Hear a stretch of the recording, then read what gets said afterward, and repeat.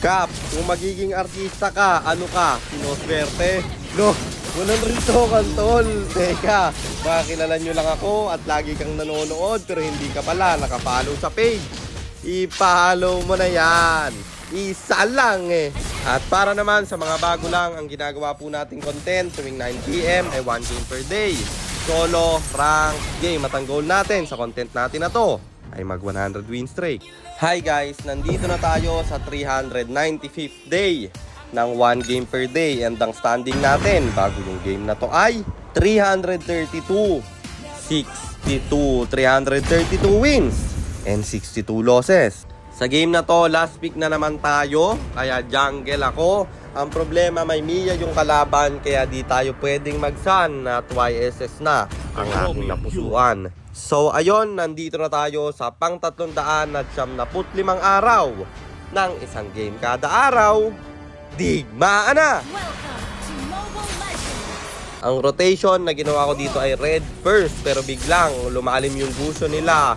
Napapetre kaya agad, naka-out pa yung Eudora at siya pa nga yung nabigyan doon. Dito naman sa top, yung Mia nagpa-farm, siya yaking bibigyan. Kala niya makakawala pa, pero syempre hindi na. At dahil wala yung gold laner, tayo ibabasag ng torre. Ang problema, wala ng minions, kaya plating lang yung ating nakuha. Sabay diretso sa turtle at may crush na magaganap kasi 3v3 kami dito. Amon mangzo-zone out, babagsak yung Mincy at syempre ako makakakuha ng turtle, may pakitong re-respo at makaka-out pa ako. Sabay diretso sa gitna, wala yung mid laner nila, babasagin natin to at di na sila umabot pa. After nun, dumiretso tayo sa second turtle at wala ulit yung retry holder, kaya libre nating nakuha yung turtle na to.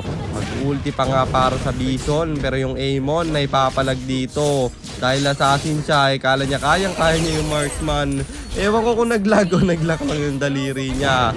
Sabay ultimate dito, makaka-KS pa nga tayo. Yan yung kagandahan sa Yisan Shin eh, makaka-kill ka kahit malayo eh. Sabay basag ng torre sa gitna. Apat kasi yung bagsak, kaya walang dedepensa. At lumima pa kasi yung Mincy umasim. Tapos yung Gusion dito lumalim. One hit yung torre, kaya binasag ko na at napatay ng Saber yung Gusion nila. Sabay diretso sa third turtle, wala na namang contest na magaganap. Libre ulit natin itong nakuha. Tapos dito sa gitna, Minsitar mag-isa, sobrang sakit ko na, kaya dash in na lang ako ng dash in. Ganyan naman pag naka-Yisan Shin kayo eh, tapangan nyo na kapag mataba na, kasi magtutuloy-tuloy na yan. At matatapos agad ang laban, tapos 1v1 kami ng Pakito, eh di niya alam may winter crown ako.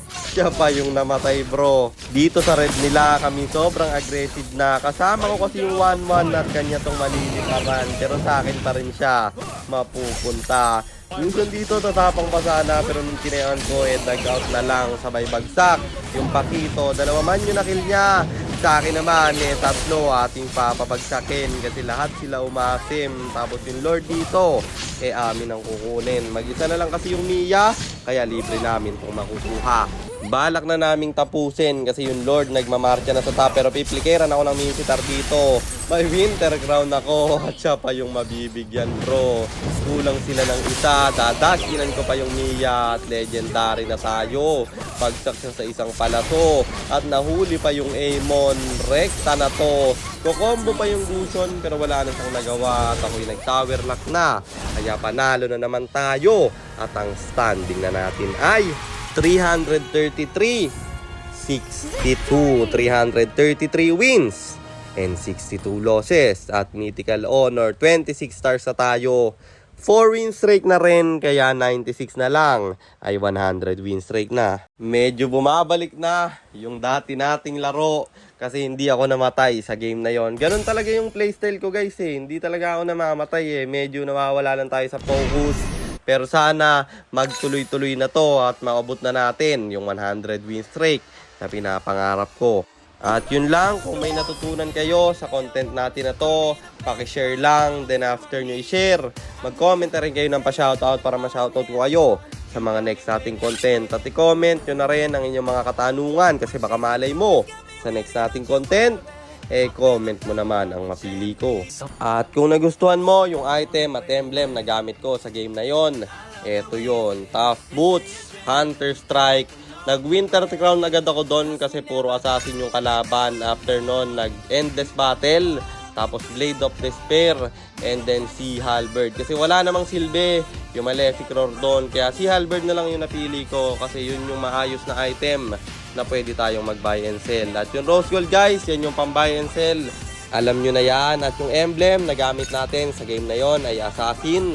Talent natin is Thrill, Seasoned Hunter, plus Killing Spree, at syempre Retribution. Kasi jungle tayo doon. At para naman sa mga gustong magpapilot ng ML account, mag-PM lang kayo. Nagre-reply ako. At syempre, may bayad yon. Kahit hanggang anong rank pwede nyo ipapilot. Kahit anong hero, pwede nyo ipaspam. Basta may additional payment pag magpapaspam kayo ng hero. At yun lang guys, sana nag-enjoy kayo sa content natin na to. Shoutout sa iyo Humphrey James Laceda Umali, kay Leonil Muleda Zambrano, kay Sean at kay John Michael Loren. Maraming salamat sa inyong suporta. Ingat kayo palagi. God bless. Paalam!